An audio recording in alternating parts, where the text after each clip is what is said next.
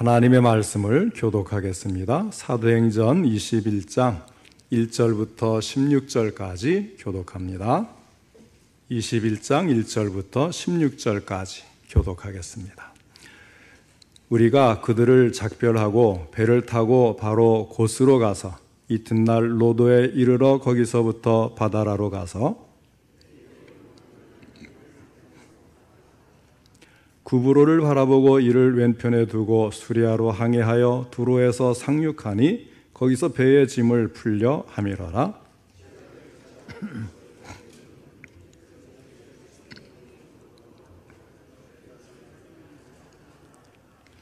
이 여러 날을 지낸 후 우리가 떠나갈새 그들이 다 그 처자와 함께 성문 밖까지 전송하거늘 우리가 바닷가에서 무릎을 꿇어 기도하고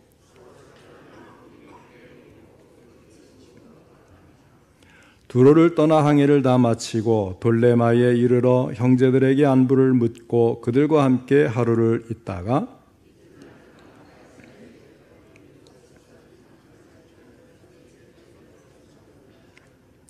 그에게 딸 넷이 있으니 처녀로 예언하는 자라.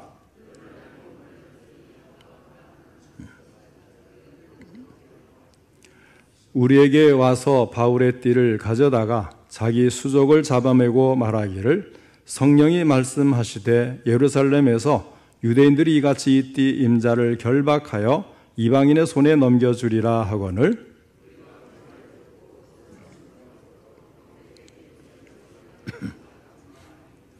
바울이 대답하되 여러분이 어찌하여 울어 내 마음을 상하게 하느냐 나는 주 예수의 이름을 위하여 결박당할 뿐 아니라 예루살렘에서 죽을 것도 각오하였노라 하니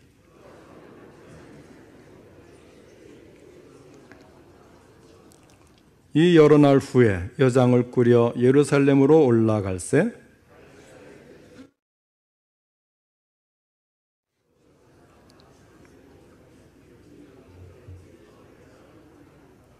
아멘. 이 시간에는 밀레도에서 가이사야까지라는 제목으로 함께 말씀을 듣겠습니다.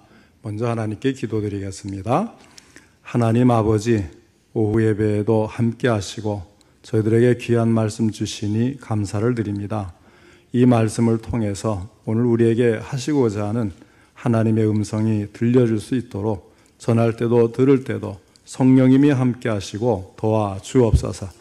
바르게 전하고 바르게 듣고 깨달은 것을 실천할 수 있도록 믿음도 더해 주시옵소서. 예수님의 이름으로 기도하옵나이다. 아멘. 에베소에서 온 장로들과 밀레도에서 슬픈 이별을 한 바울은 곧바로 예루살렘으로 돌아왔습니다. 이렇게 해서 바울은 3차 전도 여행을 결산하게 됩니다. 바울의 순환을 곳곳에서 예견했지만은 기어코 예루살렘으로 향했던 것입니다. 그래서 수리아의 안디옥 교회에서 공식적으로 선교를 파송하고 수리아 안디옥 교회에 와서 보고하고 파송과 보고를 3번을 반복하는 정식 선교행이 3번이 있었고 이제 예루살렘에서는 바울이 이제 체포가 되죠. 그래서 이제 로마로 압송되어 가면서 그것이 또 하나의 선교여행이 됩니다. 그래서 4차 선교여행을 이야기하는데 어쨌든 공식적인 것은 3차 선교여행까지고 남은 것은 체포되는 가운데 또 이제 이동하면서 감옥에서 이렇게 또 감옥에서 이제 좀 풀려서 이제 자유롭게 구속된 가운데서도 자유롭게 사람들에게 복음을 전하는 그런 일들을 이제 하게 됩니다. 자, 그래서 이 바울이 이제 예루살렘까지 오는 그 여정이 오늘 본문 말씀에 기록이 잘 되어 있습니다. 밀레도에서 작별의 인사를 한 후 바울은 두로까지 와서 다시 두로에서 가이사랴까지 오고 그리고 가이사랴에서 예루살렘까지 오는 것입니다. 자, 이 과정에서 그는 예루살렘으로 가면 고난이 기다리고 있다는 사실을 본인도 알았고 또 다른 사람들이 알려줌으로 해서 이제 계속 걱정을 하고 가지 말라는 권면도 들어오고 합니다. 그럼에도 불구하고 바울은 예루살렘을 향해서 온 것입니다. 여기서 우리에게 주시는 하나님의 교훈이 무엇인가를 살펴보고자 합니다. 먼저 밀레도에서 두로까지의 여행을 보겠습니다. 예루살렘까지의 바울의 선교 여행에서는 특별히 주목할 것은 없지만, 그러나 지리적인 배경을 이해하면 오늘 본문을 이해하는데 많은 도움이 될 줄로 압니다. 1절에 보면 바울 일행이 배를 타고 밀레도를 떠나서 고스에 도착하는 것을 알 수 있는데, 고스는 밀레도 남쪽 68km 거리에 있는 비옥한 작은 섬으로 밀이나 이런 농산물들이 많이 나는 곳입니다. 우리가 잘 알고 있는 유명한 의사 히포크라테스의 고향이 바로 이 고스라는 것이고, 여기에는 큰 의과 대학도 있었습니다. 로도에 도착한 것이 그 이튿날인데, 이 로도는 다시 고스 동남쪽 85km 떨어진 섬 이름입니다. 에게해의 입구에 자리를 잡고 있습니다. 이곳은 매일같이 태양빛이 밝게 비추어주는 곳으로 주전 280년에 태양 신상이 건립되었다가 주전 230년에 지진으로 파괴되기도 하였습니다. 바다라라는 곳은 로도섬 맞은편에 있는 약 85km 떨어진 리기아 해안의 중요한 항구 도시입니다. 여기에서 다시 배를 갈아타고 구보로를 왼편에 두고 수리아로 향해서 두로에서 상륙을 하게 됩니다. 두로는 지금의 레바논 아닙니까? 옛날에는 페니키아라고 불렀고, 두로와 시돈이 페니키아죠. 그래서 이 두로에서 이제 레바논에서 상륙을 했는데, 자, 이 두로는 베니게의 중요한 도시이면서 항구로서 솔로몬 이래에 이제 유대에서 식량을 수입하여 먹고 살았습니다. 자, 이 두로에서 제자들을 찾아 바울이 그곳에 일주일을 머문 것입니다. 자, 먼저 4절의 말씀을 주목할 필요가 있습니다. 두로에 갔을 때에 제자들이 성령의 감동으로 바울더러 예루살렘에 들어가지 말라고 부탁을 한 것입니다. 제자들은 성령의 감동으로 바울더러 예루살렘으로 가지 말라고 부탁을 했어요. 그런데 우리가 앞서 20장 22절에 보면 바울은 성령에 매여 예루살렘으로 간다고 말씀을 합니다. 언뜻 보면 같은 성령이 바울에게는 예루살렘에 가도록 하고 또 제자들은 가지 말도록 말씀을 한 것처럼 서로 대립되는 것처럼 보이는데, 자, 이 부분을 우리가 좀 이해할 필요가 있습니다. 같은 성령이 바울과 제자들에게 각각 달리 말씀하시는 것이 아니라는 거예요. 같은 성령이 모순된 것을 가르치는 것이 아니라는 겁니다. 그럼 성령께서 말씀하시는 것이 그러면 정확하게 무엇인가? 이것을 우리가 알아야 되겠죠. 성령이 바울에게 앞으로 예루살렘에서 일어날 일에 대해서 20장 22절에서 그 이하에 이렇게 말씀을 해줍니다. 20장 22절 24절 말씀인데요. 보라, 이제 나는 성령에 매여 예루살렘으로 가는데 거기서 무슨 일을 당할는지 알지 못하노라. 오직 성령이 각 성에서 내게 증언하여 결박과 환난이 나를 기다린다 하시나, 내가 달려갈 길과 주 예수께 받은 사명 곧 하나님의 은혜의 복음을 증언하는 일을 마치려 하면은 나의 생명조차 조금도 귀한 것으로 여기지 아니하노라 하였습니다. 바울은 예루살렘에서 환난이 기다린다고 하시는 성령의 말씀을 알면서도 하나님의 은혜의 복음을 증거하기 위해서 예루살렘으로 간다고 하는 고백입니다. 그렇다면 주님이 제자들이나 바울에게 보여주신 것은 예루살렘에서 있을 환난이지 그곳에 갈 것인지 말 것인지 여부에 대한 것은 아니라는 이야기입니다. 그러니까 거기 가면, 예루살렘 가면 바울에게 환난이 있을 것이다, 이것만 성령은 가르쳐 주셨어요. 근데 그것을 듣고 해석하는 사람이 다르게 해석했다는 겁니다. 그래서 이제 그 바울이 이제 복음의 진보를 위해서 환난이 기다림에도 불구하고 가겠다는 고백이 있는데, 제자들은 가지 말라는 그런 부탁을 하는 거예요. 그러니까 제자들이 정이 많은 거죠. 환난이 있으니까 우리 선생님이, 우리 사도가 가면 곤욕을 치를 텐데 잘못하면 죽을지도 모르는데 성령이 알게 하시는 거 보니까 가지 말라는 것 같습니다. 가지 마십시오. 이렇게 이제 붙잡는 인지상정의 그러한 태도인 것이죠. 그러나 성령은 예루살렘에서 있을 일에 대해서 가르쳐 주신 것이지 가지 말라 또는 가라 이런 지시를 하신 적은 없다는 거예요. 제자들은 인정에 끌려서 바울이 잡히는 것을 원치 않았고 또 바울은 그럼에도 불구하고 복음을 증거하는 것이라면 그렇게 해서라도 복음이 증거된다면 내가 죽는 한이 있어도 생명을 걸고 기필코 가겠다 이런 고백이 서로 상충되었을 뿐이지 성령께서는 가라 마라 한 적이 없는 거예요. 자, 그러면 바울은 왜 이런 위험이 기다린다고 하는 사실을 알고 있음에도 불구하고 굳이 그 힘든 길을 담대하게 갔을까 하는 것입니다. 여기에는 두 가지 중요한 이유가 있습니다. 자, 첫째는 구제헌금을 전달하기 위해서 가는 것입니다. 우리가 이제 빌립보서라든지 또 고린도 전후서라든지 여기에 보면 바울이 교회마다 다니면서 그들이 연보하는 것, 헌금하는 것을 이제 그 구제로 받아가는 그런 이야기들이 좀 나오지 않습니까? 그래서 이제 이 예루살렘에 큰 흉년이 있었고 기근이 있었고 많이 힘들어한다는 이러한 이야기를 듣고 이제 구제 헌금을 전달하기 위해서 가는데, 그런데 이것은요 그냥 단순한 뭐 어려우니까 구제 헌금 전달해야지 그런 정도 이상의 것이라는 겁니다. 자신이 잡힌다는 사실을 알면서도 단순히 그 돕는 그 헌금 때문에만 갈 수 있겠는가 하는 거예요. 자, 그래서 이제 바울의 이제 생각을 우리가 알아야 되겠죠. 바울은 이방인들이 헌금한 것을 모아서 예루살렘 교회에 보내줌으로 해서 유대인들에게 이 특별한 일을 통해서 그들의 시각이 달라질 것을 바울은 알고 있고 기대하고 있는 것입니다. 자, 왜냐하면 아직까지 유대인들은 이방인들과 자기들은 차이가 있다고 보는 거예요. 그래서 이제 계속해서 할례를 받으라든지 또 율법도 지키고 예수도 믿어야 된다고 이런 말들이 이제 통하는 것은 이 유대인들의 생각이 옛날 생각들이 아직도 많이 자리 잡고 있기 때문에 그런 것입니다.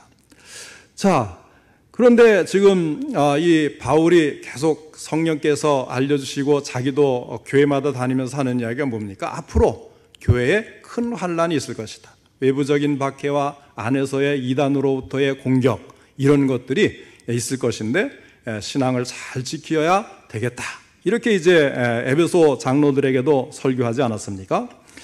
자, 그런데 이런 그 유대인 교회와 이방인 교회가 그런 이 유대인들이 차이를 생각하면서 하나 되는 일에 걸림돌이 되었던 것이에요.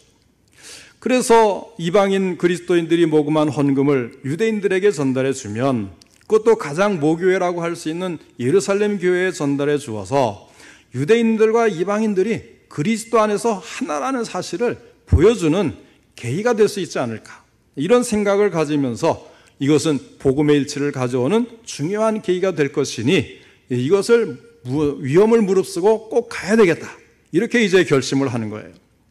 그래서 미래의 복음의 확산과 그리고 박해에 대처하기 위해서 그리스도 안에서 민족을 초월한 교회의 일치와 복음 전도의 협력이 얼마나 중요한가를 알기 때문에 생명을 건 모험을 하는 것입니다. 그만큼 신앙 중심의 사람임을 알 수가 있는 것이죠. 그 다음에 두 번째는 로마에 가서 복음을 전해야 한다는 복음의 열정 때문에 그곳에 가는 것을 감수한 것입니다. 자신의 위치나 보시는 전혀 생각하지 않고 복음을 전하는 것이 그에게 가장 중요한 사명이었습니다. 또 이러한 것들은 우리 신앙인들이 가져야 될, 본을 받아야 될 그런 태도가 되겠죠. 바울은 로마에 가서 복음을 증거하고 싶은 열심에 사로잡혀 있었습니다. 예루살렘에서 볼모의 몸이 된다고 해도 그곳으로 가는 것은 그렇게 해서라도 로마에 가서 복음을 증거할 수 있는 길을 가질 수 있다는 확신을 가졌기 때문인 것입니다. 바울은 오직 그리스도를 증거하는 일에 온 생명을 바친 것입니다. 이것이 곧 바울이 고백한 것처럼 내가 달려갈 길과 주 예수께 받은 사명, 곧 하나님의 은혜의 복음을 증언하는 일을 마치려 하면은 나의 생명조차 조금도 귀한 것으로 여기지 아니하노라 하는 이 말씀에 해당이 되는 것입니다. 외형적으로는 바울이 예루살렘 교회의 교우들이 어려운 형편에 있으니 구제헌금을 전해야겠다, 이렇게 가는 것으로 보이지만 사실은 이 중에 그들과 이방인 교회에 일치되는 모습을 기대하였고, 또 그곳을 가서 이제 로마까지 가서 복음을 전하는 이런 일들을 실현시키고자 하는 그런 열망이 이 바울의 마음속에는 가득히 있었기 때문입니다. 그래서 그는 복음을 위해서 자기의 유익을 구하지 아니하는 이런 사랑을 실천하고자 했고, 그리고 최선을 다했던 이 바울은 진정 성령에 매여서 하나님의 일을 하는 믿음의 사람이었던 것입니다. 오늘 우리들에게도 성령께서 함께 하셔서 진정 성령에 매여 하나님이 원하시는 그 모든 일을 행하고 하나님을 기쁘시게 하고 복음 전파의 사명을 감당하는 우리 교회가 될 수 있기를 축원합니다.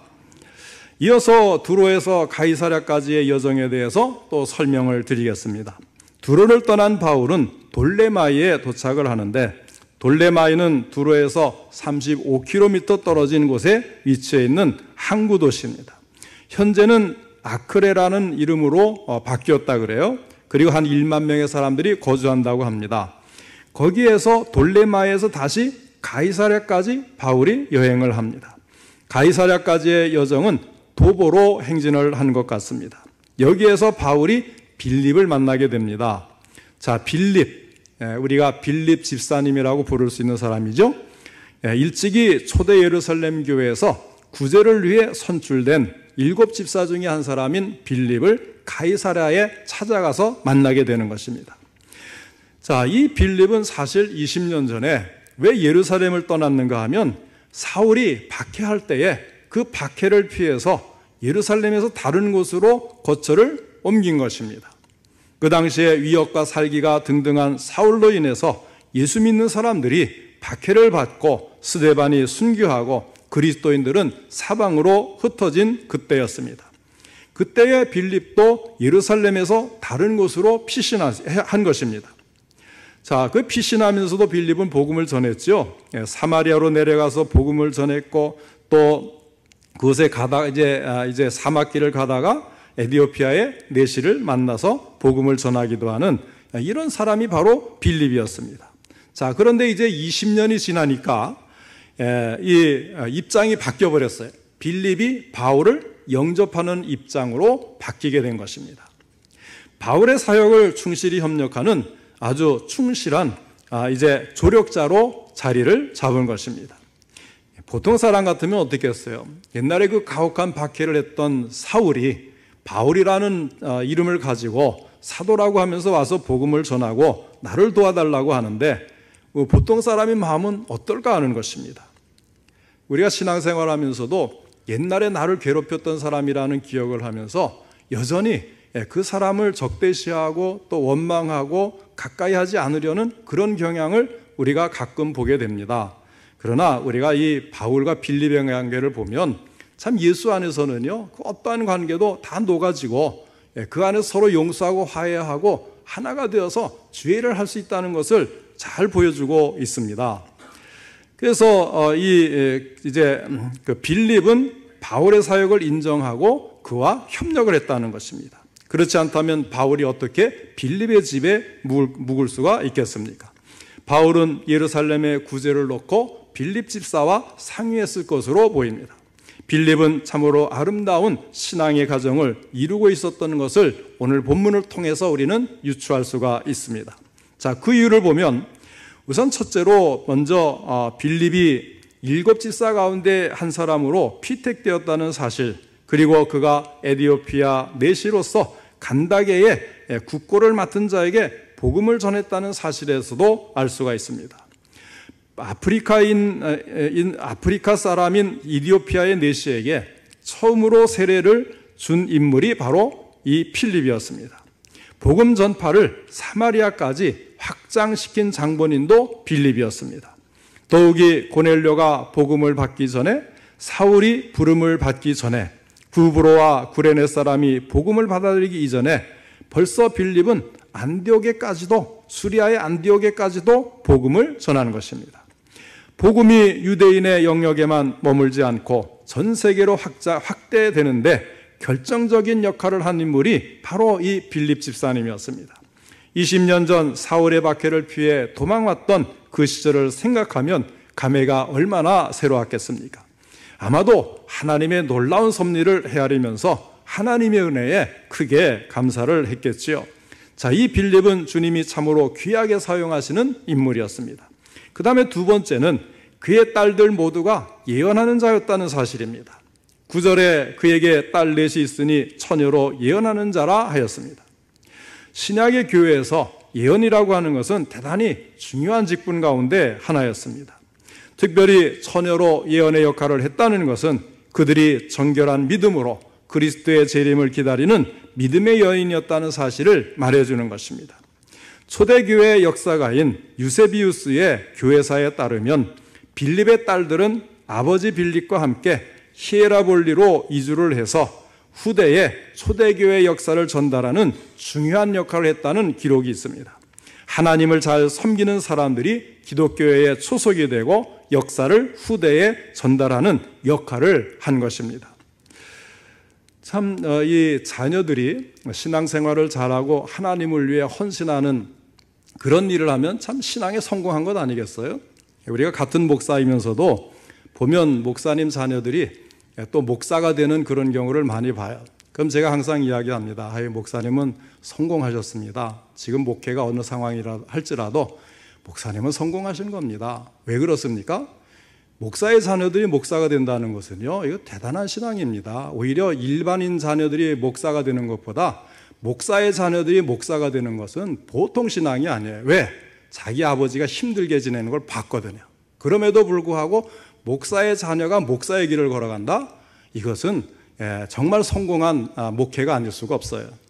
이제 빌립도 그 딸들이 훌륭한 신앙의 인물이 되어서 초대교회의 초석과 같은 역할을 한 것을 보면 대단히 훌륭한 믿음의 사람이라는 것을 알 수가 있습니다. 자, 그런데 이제 바울이 이 가이사랴의 빌립의 집에 머물고 있을 때에 아가보라고 하는 예언자가, 선지자가 이곳을 이제 찾아오게 돼요. 그래서 이 아가보 선지자는 사도행전 11장에서 유대의 기근을 예언했던 그 사람 아닙니까? 근데 이번에는 가이사랴에 찾아와서 예언을 하는 거예요. 바울의 띠를 가져와서는 자기의 수족을 잡아매면서 예루살렘에 올라가면 이 띠의 임자를 결박하여 이방인의 손에 넘겨줄 것이라고 예언을 하였습니다. 이 예언은 두로에서도 있었지만 두로에서의 예언보다는 더 구체적인 것이었습니다.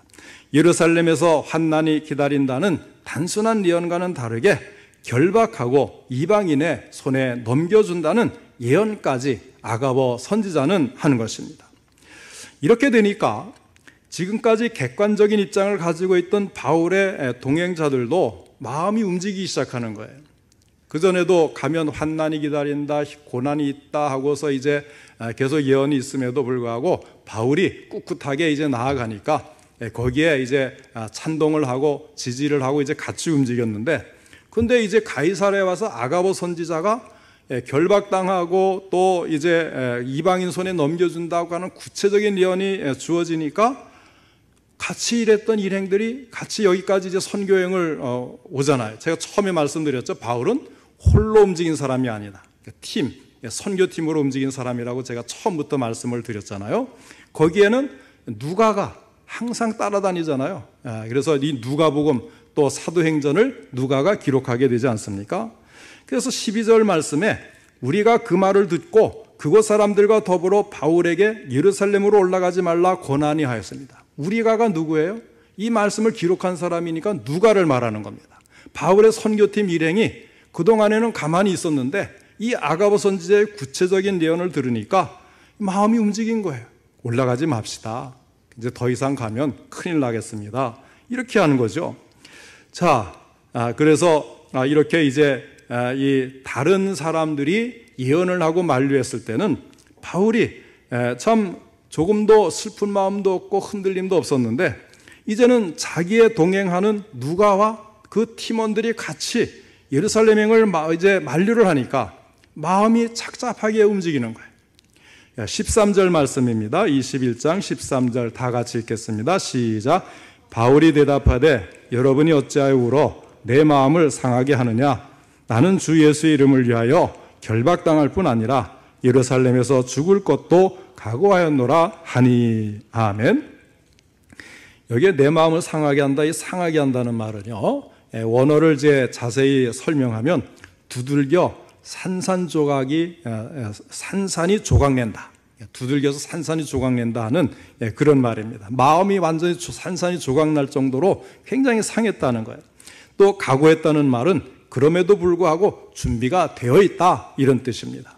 성도들의 눈물의 만류를 받았을 때 바울은 마음이 산산이 부서져 내리는 심정이었지만은 그러나 예루살렘에서 순교할 각오를 다지면서까지 로마에 가서 복음을 전하기를 원했던 바울에게는 장애가 되지 않는다는 고백입니다. 나는 주 예수의 이름을 위하여 결박당할 뿐 아니라 예루살렘에서 죽을 것도 각오하였노라. 바울의 분명한 입장이 서 있음을 다시 확인한 제자들은 바울의 의지에 굴복할 수밖에 없었습니다. 바울이 자신들의 권고를 받아들이지 않자 주의 뜻대로 이루어지이다 14절에 이렇게 주님의 뜻에 맡기게 되는 것입니다. 자, 이 말은 주님이 겟세마네에서 하신 말씀을 연상하게 하죠. 주님은 겟세마네에서 십자가의 잔을 놓고 이 잔을 내게서 지나가게 하옵소서, 그러나 나의 원대로 마시옵고 아버지의 원대로 하옵소서 하고 기도를 하신 것입니다. 인간적인 욕심이나 소원을 하나님의 뜻에 굴복시키는 용기야말로 믿음의 사람들이 본받아야 될 신앙의 태도입니다. 이것은 결코 쉬운 일이 아니죠. 그러나 문제를 만날 때마다 하나님의 백성들은 자신이 원하는 것보다는 주님이 원하시는 것을 따르고 추구해야 할 것입니다. 이것이 믿음의 사람들의 태도이고 해야 될 의무이기도 합니다. 오늘 말씀에서 두로의 제자들, 아가보 선지자, 그리고 누가 역시 믿음의 사람 바울의 동역자였지만 결단에 있어서는 인간적인 면을 벗어날 수가 없었던 데 비해서 바울은 철저하게 성령의 뜻에 순종을 하였습니다. 사랑하는 성도 여러분, 과연 신앙인이라고 한다면 그와 같은 모습을 본받아야 하지 않겠습니까? 복음을 위해서 예수님을 본받아 자기를 버리고 성령에 매여 살았던 바울처럼 우리들도 오직 성령의 뜻에 자신을 복종시키고 자기의 뜻을 고집하거나 다른 길로 벗어나지 않을 수 있도록 성령께서 우리 성도님들을 도와주시기를 주님의 이름으로 축원합니다.